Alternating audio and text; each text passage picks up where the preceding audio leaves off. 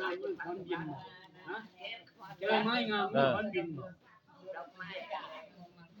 อะไรเราเจ๊เขาเราจะไปรับลูกไปกับอ้อนใจเราเว้นวันแรกก็เฮ้ยไอ้พวกนวานกินเพื่อจะจื้อแต่ไอ้ไรเลยเฮ้ยไอ้นักนิทานที่เล่าเนี่ยเพื่อนก็นอนไม่นอนเลย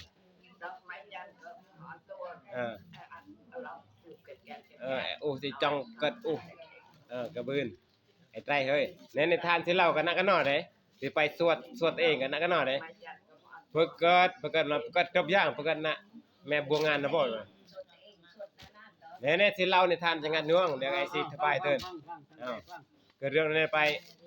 เท่ามวยนะแต่เลยเท่านี้ก็คืออดีตพุทธเจ้าโยนแล้วก็พุทธเจ้าเกิดเท่านี้เนาะ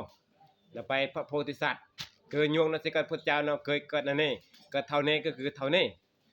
ที่เล่านะเท่านี้เนาะเกิดเดลเนาะเกิดเดลก็บึนก่อนบานนี้ก่อนตัวมวยก่อนก็ไปมวยแต่นี้พอต่อเจก็ก่อนตัวก็บึนเดลเลยนะบึนเดลบึนก่อนสะไพเนาะก่อนสะไพก่อนก็ไปต้องเกิดขยะเลยนะแต่นั้นเกิดกวยเปรรับใช้มือเนี่ยเถินรวมทั้งนี้เนี่ยเนาแล้วก็เดลเนาเนาะ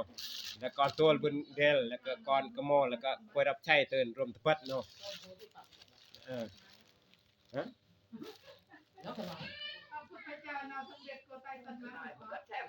นะ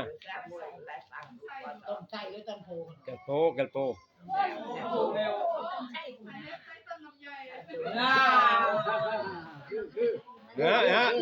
ยพระพุทธเจ้าแต่ละพระองค์ในตรัสรู้ใส่กันหน่อยเนี่ยพระพุทธเจ้าทางพระเนตรนะพระศรีอริยเมตไตรเนี่ยตรัสรู้กระดกแก้วกากระทิ่งมองเกิดในอาตมาจังหวัดจิเบิ่งเด้ออาตมานำพวกแม่สมบูรณ์จ่อเราไปเพื่อจำโดออนพระศรีอริยเมตไตรนะจตรัสรู้เต็มให้จ่อก็ฮะแต่พวกเราจ่อเลยบ่ช่วยได้อาตมาถอยมันแหละเกือบแหละ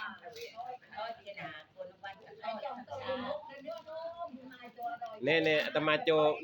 เนี่ยบุญถอยในการปถอยสเบียดเกือบแหละเลยบางเกินกันเลยจังหวัดตัวเด้อ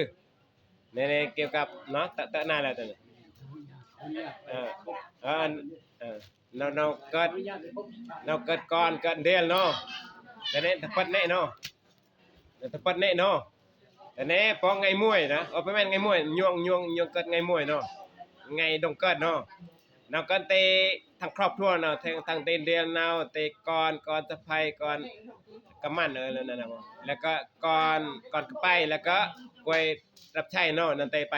พวกมองมุมให้ครับเนี่ยน่ะต้องระวังเด้อออนทานตามโอกาสตามควรกับกุบาโจก็ได้โจตาลเนาะก็ตาอ่อนพอสมควรอย่าอ่อนครึ่งได้ไหนอ่อนให้พอสมควรอ่อนให้เหมาะสมอย่าอ่อนเกินอย่าอ่อนเบี้ยอันพอดีแล้วก็อันที่2อ่อนรักษาศีลอุโบสถเนี่ยศีล8ไงสิ้นมองเพื่อเกิดได้พวกมองเนาะแล้วอันที่นี่